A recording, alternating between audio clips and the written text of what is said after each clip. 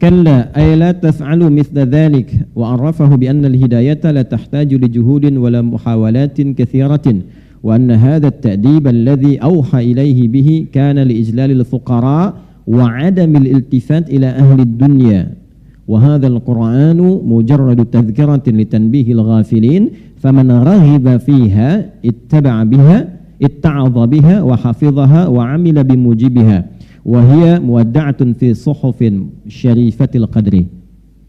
Perhatikan baik-baik. Ini yang mau saya sampaikan dan saya tegaskan. Kalla ay la taf'alu mithla dzalik.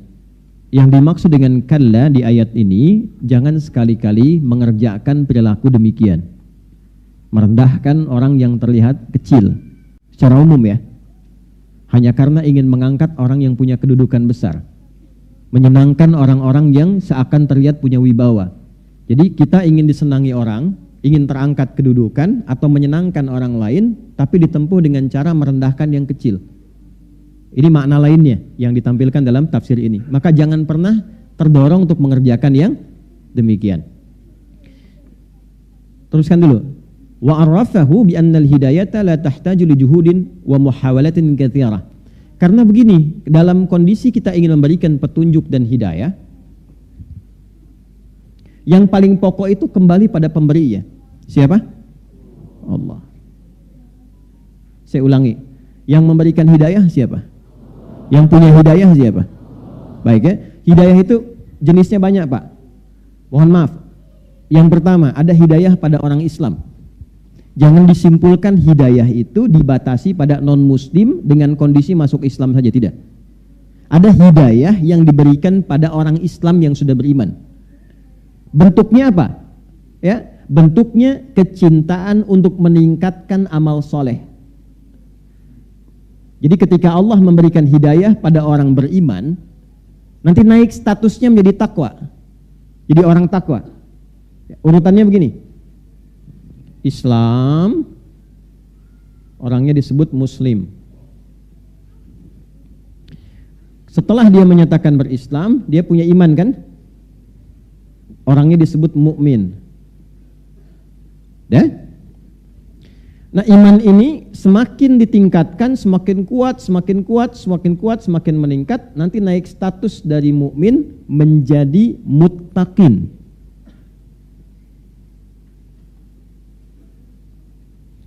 Di sininya takwa. Yang mengupgrade iman supaya naik statusnya, iman ini bertransformasi menjadi sifat takwa, orangnya berubah menjadi muttaqin, itu yang men-trigger ini, yang menguatkan supaya iman itu terus naik, pindah level, itu disebut dengan amal soleh namanya. Amal soleh. Karena itu sering kita dapati kalimat iman di Al-Quran bersanding dengan amal soleh. Wal 'asr innal insana lafi innal ladzina wa. Nah, seseorang yang diberikan oleh Allah hidayah, padahal dia sudah berislam, sudah beriman, maka bentuk yang tampak dari hidayah itu diberikan kecintaan, kesenangan pada orang beriman itu untuk meningkatkan amal solehnya, sehingga terus meningkat imannya dengan amal soleh itu, dan berubahlah dengan itu menjadi pribadi muttaqin. Ini yang dimaksud pembuka surah Al-Baqarah dari ayat 2 sampai 5 itu. Dzalikal kitabu la hudal lil. Nah, bagaimana praktek hudalil muttaqin itu? Imannya dinaikin dari amanu menjadi yu'minun. Alladzina yu'minuna bil ghaibi. Lalu disupport amal soleh. Wa yuqimunas wa mimma razaqnahum. Walladzina yu'minuna bima unzila wa ma unzila min wa bil akhirati hum. Nah, itu naik statusnya. Naik. Itu bentuk hidayah yang pertama. Jelas? Nah, nanti levelnya naik lagi dari takwa kepada ihsan. Orangnya disebut muhsinin. Ini yang tertinggi. Ini level yang tertinggi. Level ini sudah menjadikan semua kegiatannya sebagai ibadah. Bicaranya ibadah, menatapnya ibadah, mendengarnya ibadah, makannya ibadah. Dan dahsyatnya dalam ibadahnya dia selalu merasa diawasi oleh Allah. Jadi karena perasaan ini dia tidak tergerak untuk berbuat maksiat. Itu level ihsan, orangnya muhsin. Ya, misal dia mau minum ini ya, enggak sekedar minum, bagaimana caranya minum ini menjadi ibadah. Dari cara ngambilnya pun dia pastikan. Bagaimana Nabi contohkan? Khudh biyaminika ma yalik, ambil dengan tanganmu yang paling dekat denganmu. Ya, kemudian samillah, kul bismillahirrahmanirrahim, dia sebut nama Allah.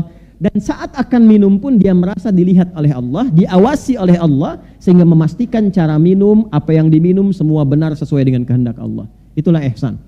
Itu ada di hadis riwayat Muslim nomor hadis yang ke-8. An ta'budallaha ka'annaka tarahu fa in lam takun tarahu fa innahu yarak. Engkau menjadikan aktivitasmu sebagai ibadah dan merasa diawasi oleh Allah saat menunaikannya, sekalipun engkau tak mampu melihatnya. Jelas? Kalau sudah seperti itu, paripurna sebagai seorang manusia dan sebagai seorang hamba Allah. Jadi kalau bicara, dia ukur Allah senang gak dengan bicaranya. Kalau berjalan, dia lihat dulu tempat mana yang dituju, Allah senang gak dengan tempat itu. Itulah ihsan. Nanti ada latihan di Al-Quran cara membentuk pribadi ihsan.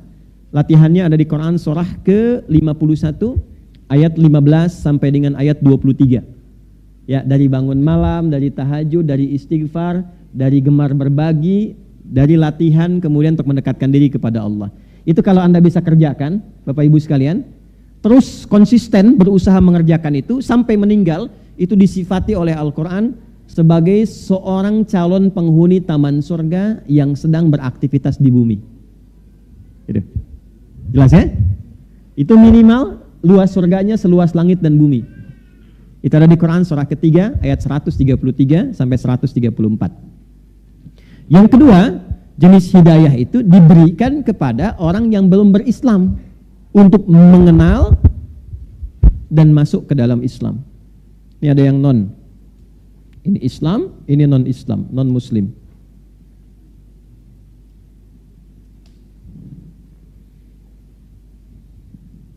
Tiba-tiba ada ketertarikan, bertanya, ada sentuhan kepada jiwa, turun hidayah. Baik ya? Dari situ mempelajari Islam, membandingkan, mengkomparasi dengan keyakinan dia sebelumnya, dan memutuskan masuk Islam. Nah, bagian kedua ini yang sering kita kenal. Bagian pertama kita lupa. Sesungguhnya saat seseorang itu, sudah berislam pun, belum tentu ada orang Islam bisa mampu mengerjakan amal soleh. Buktinya ada nggak orang yang mengaku Islam tapi nggak sholat? Ada, ya. Nah itu bisa dikatakan dia belum mendekat pada hidayah Allah. Jelas? Ada nggak orang Islam yang kaya tapi nggak mau zakat? Nah itu belum tentu. Ada nggak orang yang kaya tapi belum bisa haji? Ada. Jalan-jalan ke tempat wisata bisa, haji belum tentu bisa. Nah ini belum tentu dapat hidayah. Caranya kita doakan, itulah sebabnya muncul pengajian untuk mencas lagi supaya senang amal saleh. Ini selama hidup sudah pernah tahajud belum? Selama hidup sudah pernah salat tasbih belum? Selama hidup apa? Urutkan, kan saya sering pernah katakan. Coba bikin menu-menu keislaman, itu aja sampai meninggal kita jaga. Ya, syahadat jaga, kan 5 yang pokok itu. 1 syahadatain kan? Satunya kenal Allah, asyhadu alla ilaha. Mesti kenal, mesti ada ilmu. Kalau nggak ada ilmu, nanti lemah syahadatnya. Dikasih jabatan bisa pindah, kasih sembako pindah. Ya, sekarang dengan kata-kata rayuan bisa pindah, itu bahaya kan? Ya, makanya mesti ada ilmunya. Fa'lam annahu la ilaha illallah, mesti ada ilmu. Yang kedua itu, ya di bagian pertama, sub keduanya, wa asyhadu anna Muhammadan, kenal nabinya. Harus kenal Nabi Muhammad. Jangan cuma di lisan syahadat, kenali. Karena semua yang terkait dengan beliau itu teladan hidup. Kenali beliau itu siapa, lahirnya di mana, keluarganya bagaimana, perjalanan hidupnya seperti apa. Dari mulai kecil sampai dengan wafatnya, bagaimana perilakunya, ikuti. Nah itulah makna syahadat. Kita sholat, ikuti bagaimana cara Nabi sholat. Ya? Bukan hanya sholatnya, tapi cara berbakti pada orang tua bagaimana. Cara mengenal teman bagaimana. Cara berkeluarga seperti apa. Itulah asyhadu anna Muhammadan Rasul. Kalau bisa mengerjakan itu, turun cinta Allah. Turun cinta Allah. Itu gak sembarangan Bapak Ibu. Bagian kedua dari syahadat itu penentu cinta Allah subhanahu wa ta'ala. Itu ada di Quran surah ketiga Ali Imran di ayat ke-31. Qul in kuntum tuhibbunallaha fattabi'uni yuhibbukumullah wa yaghfir lakum dzunubakum. Firaukan Muhammad sallallahu alaihi wasallam, katakan pada seluruh hambaku yang serius mencintaiku, kata Allah, buktikan cintamu, buktikan kesungguhan cintamu padaku dengan mengikuti ini Muhammad sallallahu alaihi wasallam. Jadi kalau kita mampu ikuti Nabi, belajar aja pelan-pelan secara proporsional. Hari ini saya mau belajar cara bangun tidurnya Nabi. Cari kalau Nabi bangun tidur bagaimana, diikuti dengan dasar kita ingin ikut Nabi. Maka saat kita melakukan itu turun cinta Allah. Saya ingin belajar bagaimana cara memandangnya Nabi. Nabi kalau melihat tuh bagaimana? Diikuti, keluarkan ayat, keluarkan hadisnya, dipraktekkan, sepekan belajar itu, turun cinta Allah, dilekatkan pada pandangan kita. Jadi kalau seluruh hamba ini sudah terjaga dengan cinta Allah, maka seluruh perbuatannya akan dijaga dengan rahmat Allah Subhanahu wa taala.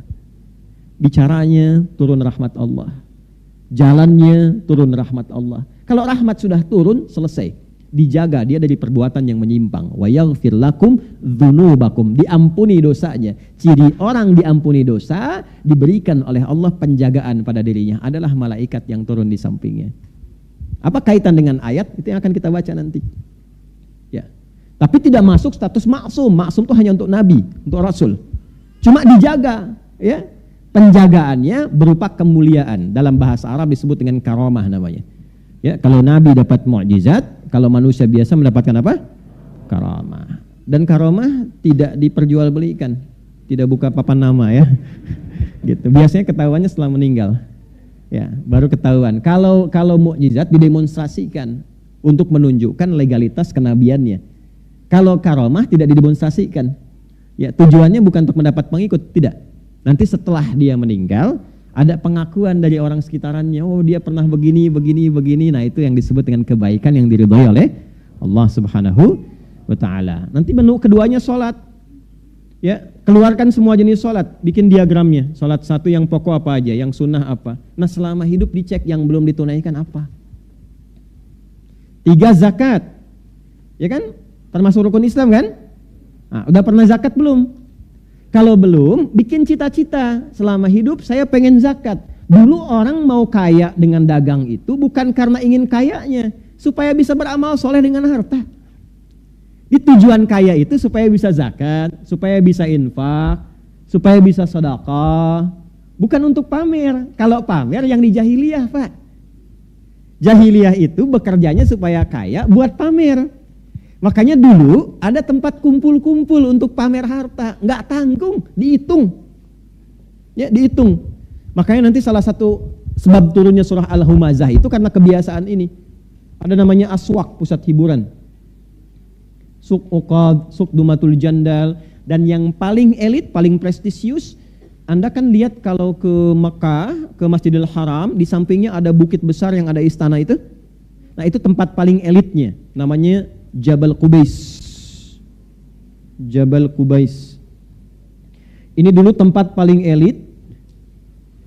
Orang berkumpul setiap pekan hanya untuk pamer kemewahan. Jadi sepekan itu yang berniaga, ya kan?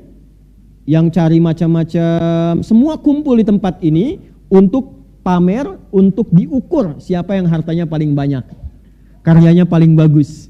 Yang karyanya paling bagus ditulis dengan tinta emas, nanti dikelilingkan ke Ka'bah.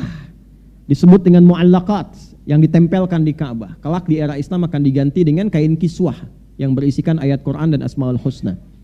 Jelas? Nanti yang paling kaya diangkat status jadi terhormat. Nih, jadi crazy rich kalau sekarang, yang punya kedudukan. Ya, jadi kalau misalnya maaf hanya untuk update status, flexing, oh jahiliyah udah hatam. Hatam dan terkenal pada masa itu. Tokohnya ada, bisa dilacak. Anda pun kenal sampai sekarang tuh. Ya, tahu Abu Jahal, Abu Lahab, tahu kan? Gitu. Jadi itu diantara tokoh-tokoh yang dulu, yang flexing ada, ya kan? Yang pamer-pamer ada, yang suka ngitung-ngitung ada, ya. Habis ngitung ngerosting orang juga ada, gitu. Sudah ada dulu, ya. Ada ayat roasting itu ada suratnya. Wailul likulli humazatil Celaka orang yang suka roasting orang lain tuh. Jangan dipotong kalimatnya. Ya, alladzi jama'a mala wa habis itu ngitung-ngitung honor, dilihat-lihat, kumpulin, hitung-hitung. Ya, ini kecenderungan kalau orang sudah banyak harta cenderung merendahkan orang yang kecil.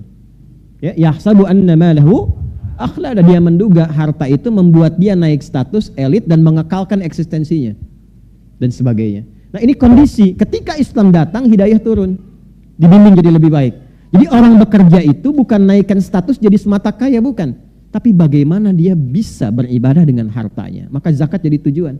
Maka selama hidup kita mesti punya cita-cita. Cita-cita saya yang ketiga, satu, saya bisa zakat selama hidup. Jadi kebanggaan di hadapan Allah saat diagram keislaman kita dievaluasi, kan ada checklistnya tuh. Anda masuk kantor kan di checklist. Masuk Islam di checklist juga nanti. Checklist pertama syahadat, kuat enggak? Checklist kedua sholat tuh di hari kiamat dihisab. Yang ketiga checklistnya zakat, ada enggak? Maka punya cita-cita dari sekarang. Enggak akan dilihat berapa jumlahnya. Yang penting selama hidup saya pernah zakat, saya pernah infak, saya pernah sedekah. Masuklah checklist catatan buku kita. Kitab, iqra kitabak, baca nih kitabmu. Kafa binafsikal yauma 'alaika hasiba. Inilah hisab yang pernah kamu kerjakan selama di dunia. Jangan bangga dulu kalau hartanya dititipkan lebih, dicek dulu fungsi ibadah dari harta itu berapa yang sudah terlaksana. Awas, apalagi yang paling berlebih selama hidupnya, wakaf aja belum pernah. Nanti hati-hati tuh hisabnya. Ya, minimal cari yang kecil dulu, wakaf mushaf pelan-pelan sehingga meringankan hisab. 4 apa? Puasa. Keluarkan menu-menu puasa. Bukan hanya Ramadan, puasa Senin, puasa Kamis, puasa Ayyamul Bid misalnya, ya. Pernah aja kerjakan supaya kita senang, ada checklistnya, kita pernah mengerjakan itu. Ya. Yang kelima, haji, umrah. Nabung supaya ada usahanya. Man istata'a ilaihi sabila. Kalau meninggal belum pernah ibadah haji, belum pernah umrah, tapi ada catatan malaikat selama hidupnya dia berusaha menabung untuk mewujudkan itu. Itu aja, simpel kok. Kalau profesinya silahkan, jadi dokter silahkan, jadi arsitek silahkan, ya kan? Silahkan. Nah, fungsinya kita mengaji seperti ini untuk mengingatkan kembali, jangan-jangan selama hidup ada yang belum terlaksana. Maka pengajian salah satu cara kita menjemput hidayah. Sehingga ketika hidayah itu didapatkan, kembali dari sini kita ingat lagi kita belum sholat yang sunnah, belum mengerjakan ini, masukkan itu ke dalam menu kehidupan kita sebelum meninggal. Itu yang dimaksud dengan hidayah bagian pertama. Bagi yang mengajar seperti saya, ya, posisikan semua sama yang datang. Jangan karena yang ini punya status, ngadapnya ke sini aja, yang ini nggak pernah dilihat misalnya. Bisa beragam, bisa yang datang itu sambil jualan. Ya, itu di luar kan banyak yang dagang. Ya, yang dagang pun diniatkan untuk ikut belajar. Sehingga waktunya ngaji dulu. Nanti saya sampaikan pada Anda itu yang di luar tolong dibeli ya. Ya, dibantu dibeli, ya, terus saling mengisi satu dengan yang lainnya, saling mendoakan. Anda yang membeli doakan supaya berkah dagangan, yang dibelinya mendoakan Anda supaya nyaman dengan itu, bisa ibadah jadi tenaga yang baik. Itu kan indah. Enggak, saya enggak bicara yang lain-lain, saya bicara yang di sini. Anda jangan kemana-mana. Dan ini enggak direncanakan, memang pelajaran kita begini. Kita kan apa adanya aja. Ya, kreativitas Anda aja kadang yang kemana-mana itu. Ya. Ini intinya. Jadi kembali kepada tadi, ini yang dimaksudkan. Maaf, ketika seseorang salah mengikuti petunjuk, ya, maka di sini kita katakan lagi, bi annal hidayata la tahtaju li juhudin wa muhawalatin katsiratin. Tidak perlu kreativitas melampaui batas. Ya, cukup ikuti apa yang Allah sampaikan. Nanti biarkan Allah mengerjakan bagian tugasnya, tanamkan pada si fulan, tanamkan pada si fulan, tanamkan pada si fulan. Pada intinya kita mengevaluasi dari sekian banyak ikut kita pengajian, berapa hidayah Allah yang sudah kita kumpulkan. Paham gak maksudnya? Mengerti ya? Jadi ada yang dari sisi pengajarnya, ada yang dari sisi pembelajarnya. Ayat ini ketika diturunkan mengoreksi kepada pengajarnya, jangan sampai ada pengajar-pengajar ketika ingin mengajarkan nilai Islam supaya orang dapat hidayah, mengemas itu dengan cara-cara yang berlebihan. Gak perlu berlebihan pun kalau Allah berkehendak dapat, ikuti aja petunjuk Allah, simpelnya demikian.